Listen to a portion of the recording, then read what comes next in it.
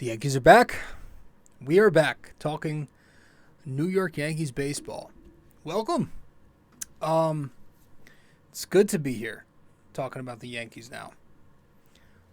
And yeah, man, episode 504 here, the podcast. We are back. Baseball is back. The best sport in the world is back. The Yankees are back to aggravate me. So let's do it.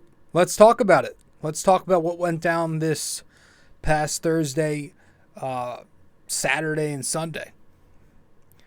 Episode 504, doing Yankees. Welcome to BD4, an RJ Carbone podcast. BD4, where there is no better way to get your Yankees and Knicks analysis. We also do MMA. Yanks every series, Knicks every game, MMA on occasion. BD4 is a 5-star show on Apple Podcasts, also available in video format on YouTube and Spotify. So thanks for stopping by, and we hope you enjoy the show. Champion of the world, turning, looking, see ya! Anthony for three, bang! That one goes down, and the game is tied! Penetrates, creates, and showing some dexterity as well with the left hand. Yankees win! It feels good. I have missed baseball. I've missed the Yankees as much as they pissed me off. Episode 504. Let's get into it, man. Let's get into this. I want to talk Yankees. It's good to take. We took 2 out of 3 this weekend to open up at home against the San Francisco Giants. And Giants, Jesus Christ. But to take 2 out of 3 with, Clark Schmidt starting, with this guy Johnny Brito starting, that's not bad. San Francisco, after a very interesting offseason, with no Judge after all, no Correa after all, and instead they have this weird lineup full of left-handed hitters. It's interesting.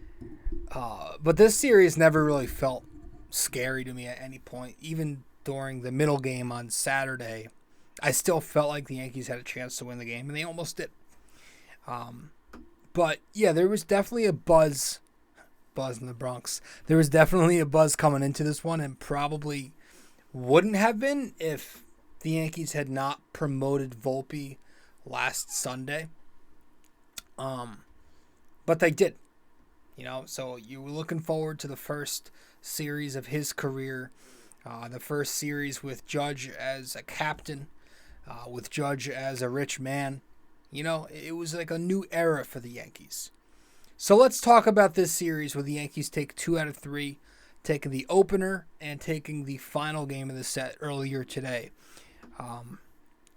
But the first game of the set on Thursday night, opening day, Thursday afternoon rather, the Yankees win. Gerrit Cole against Logan Webb. And right away, the Yankees are making noise. Bottom of the first inning, Aaron Judge with a solo home run to Monument Park on the second pitch that he sees. Puts the Yankees up 1-0. Bottom of the fourth inning comes. The Yankees make it 3-0 when Gleyber Torres shoots a 2-run home run the other way. Cole ends up going 6 shutout. We'll get to more on that later. Bottom of the 7th inning, DJ LeMahieu, Aaron Judge, they pick up base hits. Runners come home. It's 5-0 Yankees. After Cole, it was Peralta, Lasagna, and then Marinaccio. Those 3 combined to throw the final 3 frames, and they shut the Giants out as well. And so the Yankees take the first game, 5-0. It was an easy win. It was a pretty complaint-free opening day for me. Good offense, better pitching. The Yankees didn't allow a single extra base hit. And again, Gerrit Cole, we'll get to the specifics on what he did a little later. And that was opening day. It was, I watched this one. I skipped class, and I had to watch this one. And then the second game of the set, well, the Yankees took this one. No, they didn't. What am I talking about? They lost this one. They lost the second game of the set. This was the Clarke Schmidt versus Alex Cobb game. Alex Cobb, we know him from the Tampa Rays when he used to be decent. But the bottom of the first inning, the Yankees score because Alex Cobb makes the throwing error to second base on that Stanton ground ball. It's 1-0. Bottom of the third, Stanton then hits the home run, his first of the year, making it 2-0 Yankees. Top of the fourth inning comes, and that's kind of where it unravels. Jock Peterson, Brandon Crawford, they put the Giants on the board, 3-2 San Francisco. Schmidt finishes with 3 1/3 innings. Peralta, King, Abreu, Holmes, and I think Jimmy Cordero. They finished the final 5 2/3. Bottom of the fifth comes, though. Rizzo doubles in a run. That ties the game at 3. Top of the sixth, though, you got Wade Jr. and then Estrada singling, and it's 5-3 San Francisco. Now, after the seventh inning, I had to leave. I went to dinner with my family, but I did catch, some highlights of the later innings online when I got home. And I saw that in the bottom of the eighth, Josh Donaldson went deep to make it 5-4, cuts the deficit to 1. And then the top of the ninth comes, Yastrzemski doubles, Crawford singles, it's raining, Clay Holmes is struggling. It's 7-4 San Francisco. And the bottom of the ninth, the Yankees make it a rally. They put some runners on. Judge, he singles to pull the Yankees within 2. And then you got a runner or maybe 2 runners on for Stanton. But I believe he hits into a double play. It was reviewed. But the Yankees end up losing this one 7-5. And we'll talk more on Clarke Schmidt a little later in the show. And then we got to this afternoon, Game 3 of this set. And this is where the Yankees bounced back and won. It was the rubber game. Again, we were at this game, but I went with some of my siblings and my cousin. It was a great day. A little cold, but it was a great day. We had good seats. Aaron Judge threw a ball to my brother, and my brother cried. He's a 21-year-old man. No, it was a good win. Johnny Brito took the mound against Ross Stripling. And the Yankees, again, scoring early. That was a key. It's been a key for their offense the last couple years. Judge, second home run of the season in the bottom of the third. And then you get Stanton a couple at-bats later. His second home run as well to take it 485 feet. And the Yankees are up 3-zip. Bottom of the fourth, Higashioka hits a home run. It's 4-0 Yankees. Brito goes 5 and fly, 0 runs. Bottom of the seventh, Anthony Rizzo sac fly. And then the wild pitch, I think it was it to Donaldson, which ends up scoring Gleyber Torres. And the Yankees take a 6-0 lead. Cordero, Marinaccio, and some guy Brewer, they all throw after Brito, and they do their job. The Yankees win 6-0, taking 2 out of 3 from the San Francisco Giants. So it was a good series, man. It's not a series that we can really dive into and pick apart because it's the first series of the year. There's not a ton to talk about. I don't have many complaints about anything. Maybe a few questions. But I had no legitimate issues with anything Boone did this series. I think as a compliment, I liked that the lineup, we saw the same exact lineup and batting order in those first couple games. That was a rare one. And I liked who was out there and where they were out in the field. So I liked it. I thought the lineup was good. Last year we would see multiple times lineups with all of Hicks, Donaldson, and Isaiah Kiner-Falefa playing together It happened way too often. But I believe in this opening series, we didn't get that. Donaldson played third base all 3 games, yes, but there was no Hicks in either of these 3 games, not starting. And then Volpe played shortstop for all 3 of these games. And, of course, you saw you got the new lineup for Game 3 today. You had Torres leading off. I don't know that I love that. You know, we've done that a few times. But he's not exactly an on-base guy. He swings a ton. He's already swinging at a lot of pitches. And he's been decent so far. He's taken some walks. He's got a couple of hits going to right field, center field. That's good. But I think eventually, if we're going to tinker with the leadoff spot when DJ gets his sit days, I think I'd like to see Volpe get a shot at that leadoff spot once he settles in. I mean, I'm not saying you throw him there right now, but maybe move Torres higher than Donaldson, maybe at the 5 if he starts hitting. I don't hate him at 2 or dare I say 3 if he ever gets back to where he once was. But you had Stanton DH today, Higgy catching today, which you're going to see that same, I guess you could say it was like a 65-35 split last year between Jose and Kyle. And then IKF. He got his first reps in center field today. And I thought he looked fine. He was aggressive. He caught the ball a few times, one going back to the warning track early on. He wasn't challenged a ton, but he did fine. And I think with his decent speed and he's got a strong arm, although he couldn't reach first base. I don't know. We'll see. Yeah, we'll see. I love that the backup center fielder to Judge right now isn't Aaron Hicks anymore. That's a good sign. You pair that with Aaron Hicks's recent comments of late, questioning his role. Maybe it's a positive sign that the two sides are going to part soon. Probably not, but hey, it's early, so let's be optimistic. But I don't mind having IKF. I mean, they're obviously trying their best not to play Hicks if they had IKF switch his position late in spring training, And I wouldn't mind if he played twice a week as the utility guy. I wouldn't hate that because he's got a decent contact bat. And he's useful in the field if he's just not playing shortstop every day. And I've always been, fine with IKF. I just, like most people, starting in an everyday lineup at shortstop every day didn't work. I think he's a decent contact guy to come off the bench and maybe pinch hit when you just need a base hit or something, or play some defense late in the game. So I'm fine with that if he doesn't get too much playing time. So I didn't hate anything from Boone. I thought maybe there were some interesting decisions in the bullpen.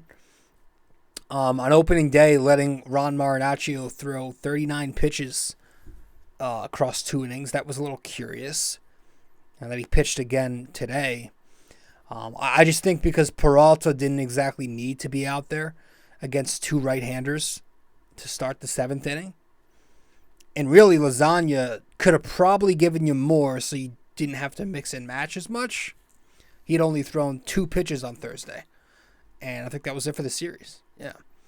And then later today, I also thought that putting Jimmy Cordero out there over Jonathan Loáisiga was a bit puzzling. It's the top of the 6th inning. It's a moderate 4-0 game. Nothing crazy. Very in reach. And you got Cordero out there.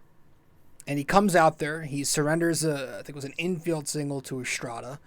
And Estrada eventually takes second base on the pickoff gone wild. I think Rizzo dropped it. I was actually looking down at the moment.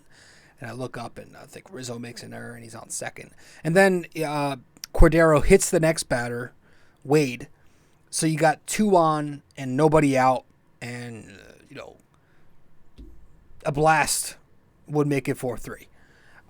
So to me, it felt like it was a good spot to use Loáisiga and get him some reps. Again, because he only threw 2 pitches on opening day.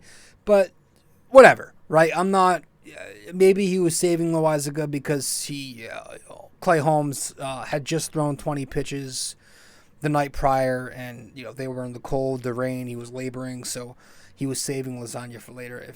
I don't know, but I had no issues with it. Overall, I thought the pitching was good. There were a few guys who struggled, and the guys that struggled pretty bad. Clark Schmidt on Saturday goes 3 1/3 innings, lets up 5 hits, a walk, 3 runs, 5 strikeouts, 2 home runs allowed. Little April Fool's type of start from him where he starts out well and then he implodes in the 4th inning. And I feel like that's kind of been his thing when he starts. The second time through the order, guys get to him. But yeah, it's a conundrum because he's got elite, and I hate to be that guy, but he's got elite stuff. The movement's there, high velocity, the strikeouts are there, swing and miss, but he never seems to pass the eye test. The results aren't there.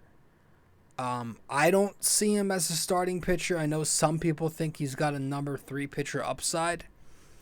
I think he needs to be in the bullpen because of what always happens the second time through, but also because of his inability to get outs against left-handed hitting.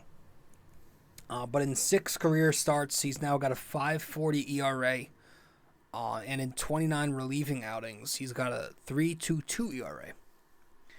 But yeah, those issues come mainly against left-handed hitting. It was a problem last season, so he tried adding in the cutter. We'll see how that works, but it didn't do much on Saturday night or Saturday evening. Right-handed hitters last season batted just .203 with a 571 OPS on Clark Schmidt. But left-handed hitters, they slashed .306, .926. So you saw that impact in the 4th inning. 2 lefties are up, right? First he goes 0-2 on Jock Peterson. It ends up being a very deep count, and then Jock takes him yard. And then it's Brandon Crawford, another lefty up, throws 3 straight balls out the zone to him. Then he hangs a cutter in his wheelhouse, up high, boom, it's a home run. So, yeah, I don't know. We'll see what happens with Clark Schmidt, but this was a bad lineup, and they beat him up pretty good. Clay Holmes also struggled.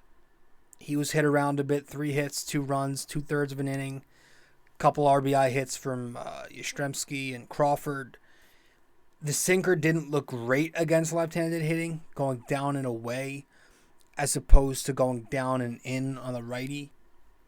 Although he did toss a decent one to Jock Peterson below the zone at 99, and somehow Jock got to it. Hey, he's an impressive hitter, man, I swear. He's impressive to watch sometimes, but still, I don't like using that as an excuse because Holmes is supposed to be the impressive pitcher, and we're gonna see what happens because he did struggle down the stretch last year. Had a really solid postseason, but small sample. And then Mike King struggled. His stuff did not look the sharpest. A little tiny bit concerned there about the velocity. It is early. It's April. It's colder, but with him, he's coming off the injury, so to his arm. So I want to keep an eye on that velocity because he's usually around 95 to 97. And the other night, if I can recall correctly, he was throwing around 93, 95 tops. He goes 0-2 on a batter, hits him, issues a double. There were a few tough breaks there. The bunt, the play to Volpe that he botched at shortstop. So, all in all, they were the only 3 pitchers, Holmes, Schmidt, and King, who didn't look sharp. I feel like everybody else did. But I want to jump to the offense and talk about the lineup real quick when we get back from break. So stay with us, and we'll be right there.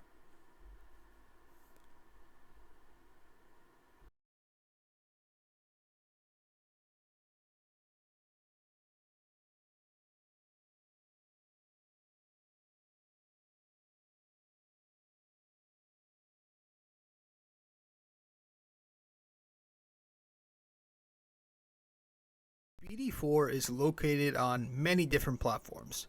You can listen to the podcast on Apple Podcasts, and if you do there, be sure to give us a 5-star rating and review. You can listen to it on Spotify, but you can also watch the podcast on both Spotify and YouTube. BD4 is available on many other platforms as well. All you got to do is search it up. Apple Podcasts, Spotify, YouTube, and much more. All right. So, welcome back to the show. Episode 504 of the podcast. And I want to hand out our first award.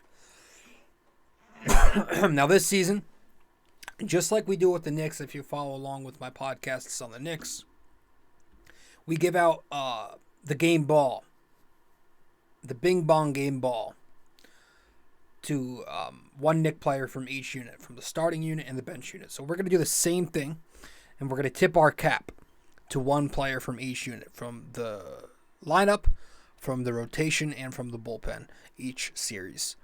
So among the position players, I'm tipping my cap today, this series, to Aaron Judge. Why not?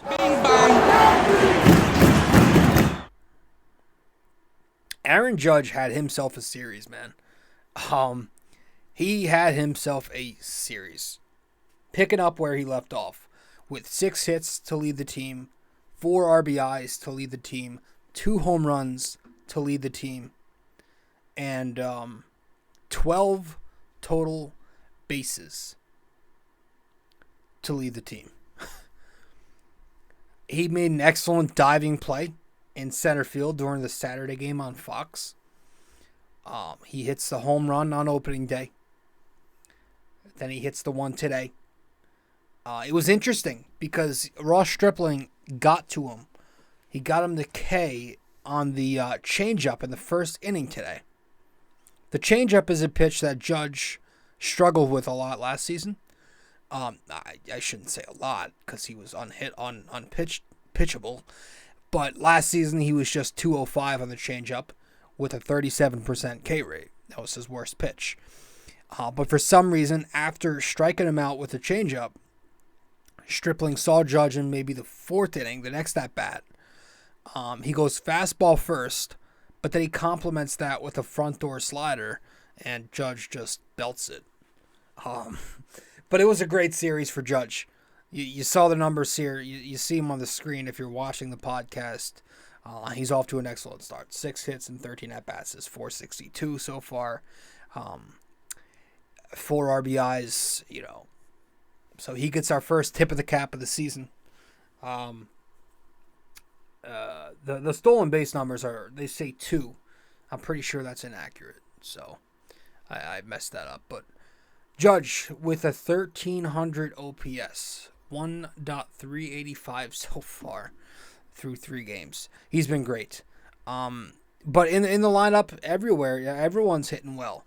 A lot of guys, right? A lot of solid starts. Anthony Rizzo, he's looking productive. He had himself a day today by getting on base in the first 3 bats.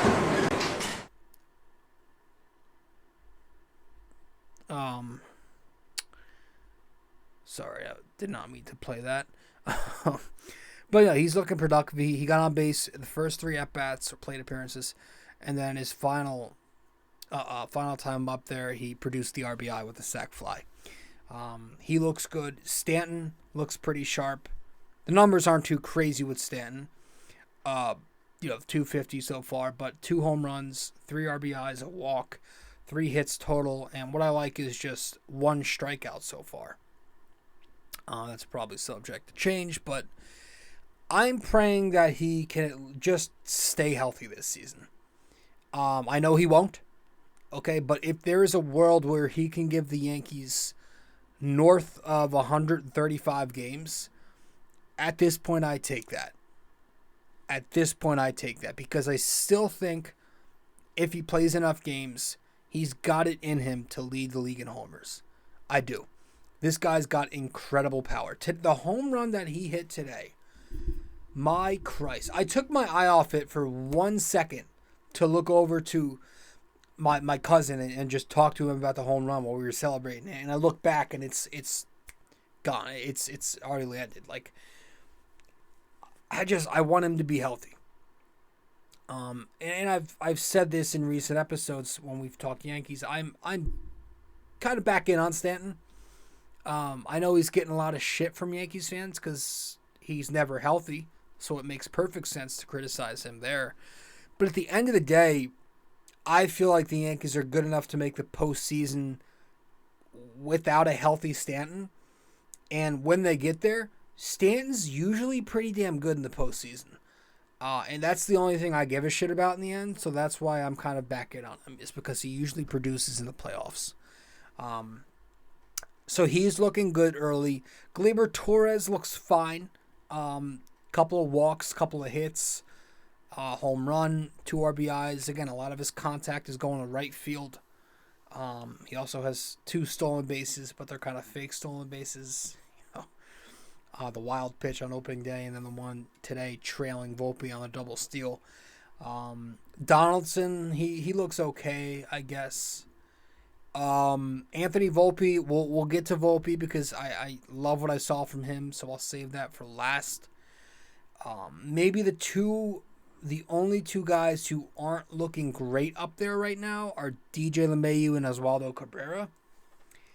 It feels like with them, they're either striking out in a very awful, not very competitive at bat, or they're picking up a hit. With DJ, I just hope he's still got something left to bring to the table, man, and I hope he's healthy. And then with Oswaldo Cabrera, I worry about him a little bit with those inside pitches, and sometimes it's the extra high fastball too. He can kill the belt high pitch, but a lot of the time we're seeing early on here, it's the inside pitch that's been hurting him. So we'll see how that works. But he has had a couple of hits the last couple nights. Could have had 2 hits in the middle game, but he got robbed in that one play to second or to first base. But yeah, the offense. Listen, I mean, it looks like the Yankee offense, right? It looks like the lineup that we're always seeing. Like, we're not shocked here when we look at these numbers, right? The Yankees, they hit home runs, they strike out, they walk, and they won't always be great situational hitters. And I think you saw all of that this weekend. 16 runs, that's solid. A 255 average, that makes sense. 231 hitting with runners in scoring position this weekend. Yup. 31 strikeouts, which I think is like 10 or 11 a game. Yep. 10 walks, and then 7 home runs, which currently leads baseball with a couple other clubs. So, yeah, it was a very Yankee weekend offensively. And the pitching was pretty good. You shut the Giants out in 2 of the 3 games. You just had a rough game in the middle there. Brito today was fantastic, and I had a feeling he'd pitch well, because a lot of us went into it, who the hell's this guy? But he goes 5 innings, no runs, 2 hits, 1 walk, 6 Ks. I believe 5 strikeouts came in a row. Fastball changeup guy with the occasional curveball. The changeup to lefties, he was getting some great swing and miss on it. Used his fastball as a good setup pitch, has some velocity on it. He was hitting the zone, throwing strikes. So I liked what I saw from him. A couple hours ago, he was optioned back down to AAA. He'll probably be back up, but it's just, you don't need 5 starters in the first 2 weeks of the season with the off days. Peralta looked good, and he's going to be an important piece. He had the balk on opening day, but he did look good. And then I think he pitched again. Did he pitch again on Saturday? He looks fine. Abreu actually looked pretty good. And so we tipped our cap to Judge, but we're also going to give our cap tips to the rotation and the bullpen, one player from each unit. The first one being Gerrit Cole. I want to tip my cap to Gerrit Cole because he was phenomenal. Bing bang. Gerrit Cole had himself an opening day. 6 innings, 3 hits, all singles, no runs, 2 walks, 11 strikeouts to get the Yankee opening day record. 0 home runs, obviously, but that's good with Cole, and he got the win. He looked rough early on. He had the leadoff walk early on 4 pitches. The fastball command wasn't sharp out of the gate. He was also dealing with some inconsistency from the home plate umpire all day. But then he got hot, retired a bunch in a row, had the 7 consecutive strikeouts, and he was just cruising from there, blowing by with the fastball, using the slider, the changeup. Great job. And this needs to be Gerrit Cole. It must be him. All this month and maybe even next month too, with this rotation as unhealthy as it is, Cole's going to have to give the Yankees some length, and they're going to have to be quality innings. I would like for him to actually have an ace caliber season. Again, at the end of the day, all I care about is the postseason, and he usually does the job there. But it would be nice, for him to not have a 3.5 this year and to come closer to being a 2.5 guy. So it's a good start against the not so very good lineup. He did the job. And then I also want to hand out a tip of the cap. Give a tip of the cap to Ron Marinaccio. Yeah, man. He's been used quite a bit already, and he's looked pretty good. 3 1/3 innings, 6 strikeouts, no runs, no hits, just 1 walk. He looks great, man. That changeup to right-handed hitters is filthy. It's got great deception. It's got great run going inside like that. Low and inside. It's a good pitch. And his fastball is there. His velocity was also a bit down. But we'll see. I think if he's healthy, God forbid, and if Clay Holmes is still struggling, and say he has like a carryover from the second half last year, do you give Marinaccio that closer spot? We can't ever figure out a way to get a consistent closer, man. Hopefully Clay Holmes is good. But Marinaccio was great in the opening series, so he gets a tip of the cap. And let's wrap it up with Volpe. Listen, this is the kid. Again, he's. You want him to do really well, and he looked good. He looked pretty good. Draws a walk his first at bat of his career. Steals a base. He's working solid at bats for a rookie, man, and that's been his strength his whole professional career too. Plate recognition, knowing the strike zone well. And man, when he gets on base, he's gonna wreak havoc. It's fun seeing him use his speed. 3 steals already, the double steal today. The last time the Yankees had a guy who stole bases was probably, Tyler Wade, Brett Gardner. But even like Brett Gardner wasn't allowed to steal at the end of his career anyway because the Yankees started getting more analytical. I feel like, though, ever since the second half of 2021, the Yankees have been putting more emphasis on base stealing. And with the new rules, obviously, you're going to see Volpe use his speed. And Volpe's a fast kid. It's fun to watch him run. It's fun to watch his leads, how he skips into it with such a fluidity. He's fun. He's a humble kid, easy to root for. It's amazing to see, man, because he grew up just a few towns next to me. And it's hard not to root for that. And it's hard not to be a little biased. But, yeah, I mean, he's made impact in every single game so far.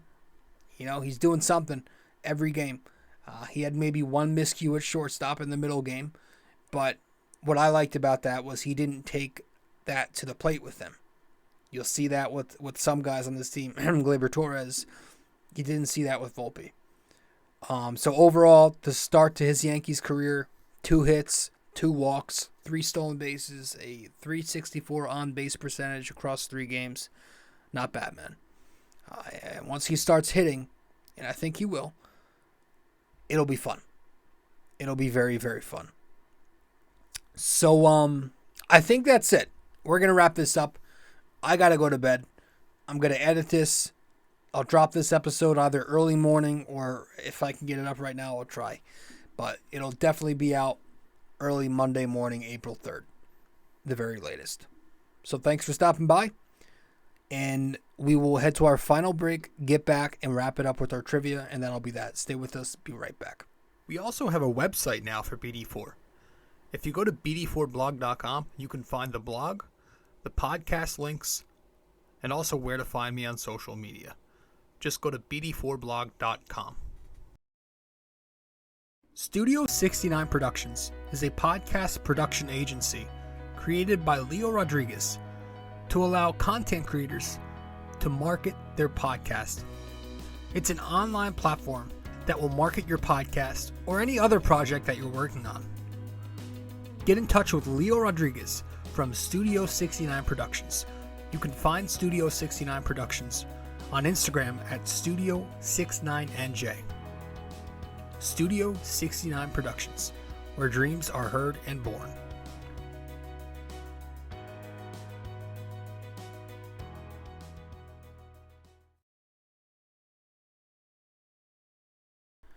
All right, welcome back to the show, episode 504 of the podcast. I'm your host, RJ Carbone.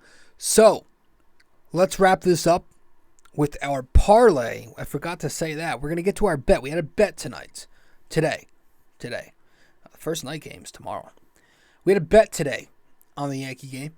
So we'll start with the parlay and then we'll finish up with our trivia. Let's get to RJ's parlay.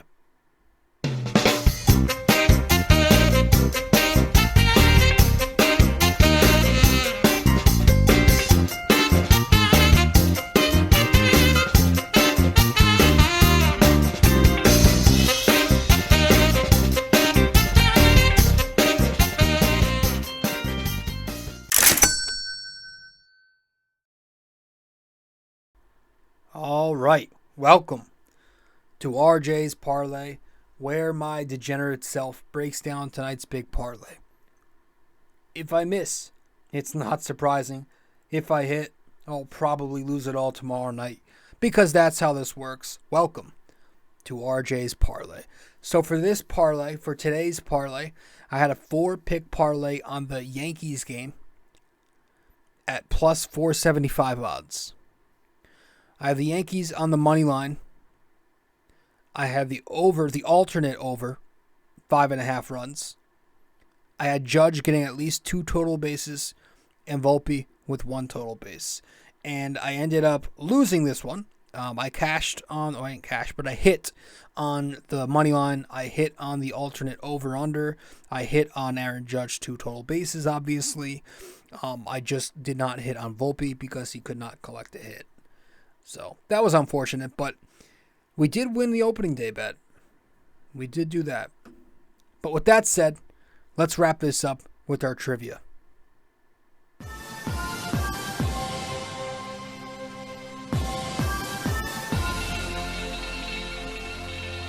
All right. So, for episode 504 of the podcast, our NYY-NYK-MMA trivia question of the day. We've got a true or false question. True or false?